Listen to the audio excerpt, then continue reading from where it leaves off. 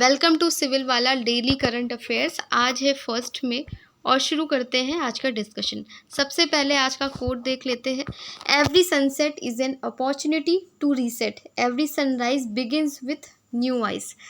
तो आज एक नया महीना है, आज एक नई अपॉर्चुनिटी भी है आपके पास में कि जो भी टारगेट्स हैं जो पिछले महीने आपके पूरे नहीं हो पाए हैं, आज फिर मौका है, आप उन्हें फिर से कर सकते हैं। तो जैसे हर सुबह के साथ में एक अपॉर्चुनिटी होती है कि जो भी पिछला हुआ है, पिछली गलतियां हुई हैं, उसे आप ठीक कर सकते हैं, उसी तरीके से एक नया मंथ है और आपके पास एक और मौका है फिर से सब कुछ ठीक करने का। तो सबसे पहले आज का क्वेश्चन देख लेते हैं जो मैंने कल आपसे पूछा था। प्रोजेक्ट नीलगिरी ताहर जो हाल ही में समाचारों में देखा गया, किस राज्य सरकार द्वारा शुरू की गई एक पहल है। Project Nilgiri tahr recently seen in news in an initiative launched by which state government, and the answer is Tamil Nadu. Tamil Nadu का स्टेट एनिमल है नीलगिरी ताहर, कुछ ऐसा दिखता है। आज का पहला क्वेश्चन है, हाल ही में किस देश ने तीरंदाजी विश्व कप में पुरुषों की रिकर्व स्पर्धा में स्वर्ण पदक जीता है? तो आप ये देख सकते हैं, ये भारत ने 14 साल बाद, यहाँ पे लिखा है India claim gold after 14 years. तो ये एक बड़ा अचीवमेंट है कि 14 साल बाद हमने जो है ये अचीवमेंट हासिल की है। किस देश को हमने हराया है? तो दक्षिण कोरिया को हराया है, ये आप देख सकते हैं। और इसमें कौन लोग थे, जो भी प्लेयर्स थे आप देख सकते हैं। विजय तिगड़ी थी, धीरज बोम्बदेवरा, तरुणदीप राय और प्रवीण जाधव ने की, जिसने दक्षिण कोरिया को 5-1 से हराया है। नेक्स्ट क्वेश्चन है हमारा, हाल ही में समाचारों में उल्लेखित फैंटेनल क्या है? तो ये एक सिंथेटिक ओपियोइड दवा है। ठीक है, देख लेते हैं इसका एक्सप्लेनेशन।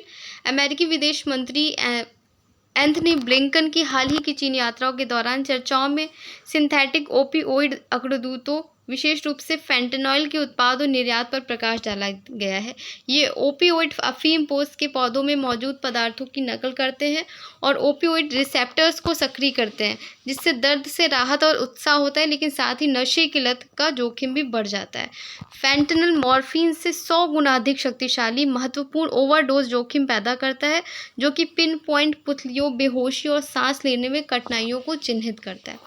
तो इस तरीके की जो न्यूज़ होती है वो यूपीएससी में तो काफ़ी पूछी जाती है, और इस कोई भी चीज़ न्यूज़ में ऐसी रहती है, दवा मेडिसिन है, कोई बीमारी है, नहीं, तो वो आपके कोई भी एग्ज़ाम हो, स्टेट का एग्ज़ाम है, यूपीपीसीएस है, सबके लिए इम्पॉर्टेंट है।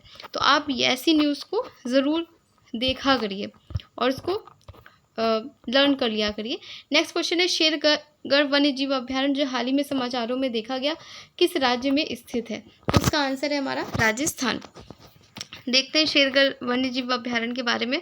पर्यावरण, वन और जलवायु परिवर्तन मंत्रालय राजस्थान में शेरगढ़ वन्यजीव अभ्यारण्य के लिए पर्यावरण संवेदनशील क्षेत्र को परिभाषित करने वाली मसौदा अधिसूचना जारी करता है। ESZ का उद्देश्य मानव वन्यजीव संघर्ष को कम करना और वन्यजीवों का संरक्षण करना है। 1983 में स्थापित इस अभ्यारण्य में तेंदुआ, भारतीय भेड़िया और गिद्ध जैसी लुप्तप्राय प्रजातियां पाई जाती हैं। नेक्स्ट क्वेश्चन है, हाल ही में समाचारों में देखी गई हरित वर्गीकरण क्या है? ये आपको बताना है, एंड द आंसर इज पर्यावरण के अनुकूल निवेश को वर्गीकृत करने की एक प्रणाली है, system for categorising environment friendly investment. यह आप देख सकते हैं, इस इमेज में अच्छे से एक्सप्लेन है, आप PDF लेकर के इसको पढ़ लीजिएगा। RBI और वित्त मंत्रालय टिकाऊ प्रक्षेप पथ के लिए आसियान की विकसित हरित वर्गीकरण से सीख ले सकते हैं। ग्रीन टैक्सोनॉमी पर्यावरण की दृष्टि से सुदृढ़ निवेश को परिभाषित करती है, ग्रीन वॉशिंग को रोकने में सहायता करती है और सूचित निवेश निर्णयों का मार्गदर्शन करती है। यह जलवायु शमन, अनुकूलन और जैव विविधता संरक्षण को शामिल करते हुए स्थायी आर्थिक गतिविधियों की ओर धन लगाता है। नेक्स्ट क्वेश्चन है, हाल ही में किस मंत्रालय ने रत्न और आभूषण क्षेत्र को अधिकृत आर्थिक संचालन का दर्जा प्रदान किया है? एंड द आंसर इज वित्त मंत्रालय। वित्त मंत्रालय ने व्यापार करने में आसानी बढ़ाने के लिए रत्न और आभूषण क्षेत्र को अधिकृत आर्थिक ऑपरेटर का दर्जा दिया है। एशियन स्टार एक प्रमुख हीरा निर्माता और उद्योग में पहला प्राप्त करता है।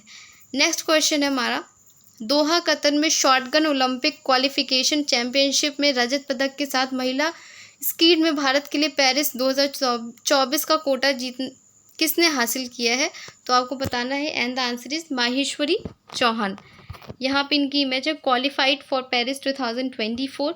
माहेश्वरी चौहान ने दोहा कतर में शॉटगन, क्या गेम है इनका ये भी आपको याद रखना है, किसी भी प्लेयर का जो गेम होता है उससे रिलेटेड भी मैचिंग आने लगी है। तो माहेश्वरी चौहान ने दोहा कतर में शॉटगन ओलंपिक क्वालिफिकेशन चैंपियनशिप में रजत पदक के साथ महिला स्कीट में भारत के लिए पेरिस 2024 कोटा हासिल किया है।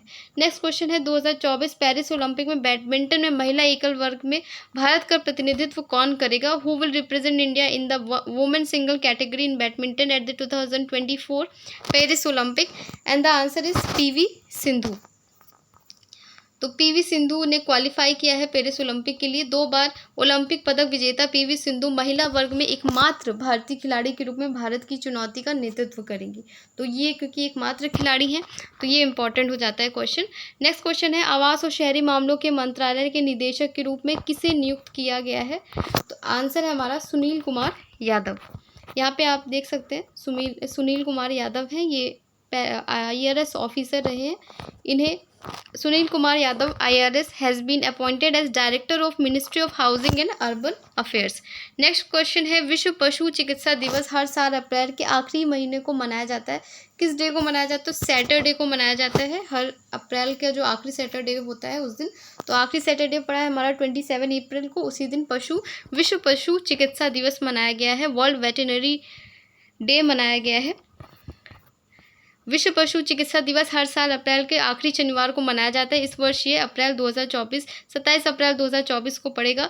इस दिन का उद्देश्य पशु चिकित्सकों के महत्व को चिन्हित करना है, जो जानवरों के जीवन को बेहतर बनाने का काम करते हैं। तो जो भी डेज होते हैं, जो भी थीम्स होती हैं, ये बहुत इंपॉर्टेंट होता है स्टेट एग्जाम्स के लिए, तो याद रखिएगा। नेक्स्ट क्वेश्चन है और आज का लास्ट क्वेश्चन भी, कृषि समाधान प्रमुख कोरोमंडल इंटरनेशनल के कार्यकारी अध्यक्ष के रूप में किसे नियुक्त किया गया है? And the answer is Arun Alagappan. ठीक है, इन्हें नियुक्त किया गया है।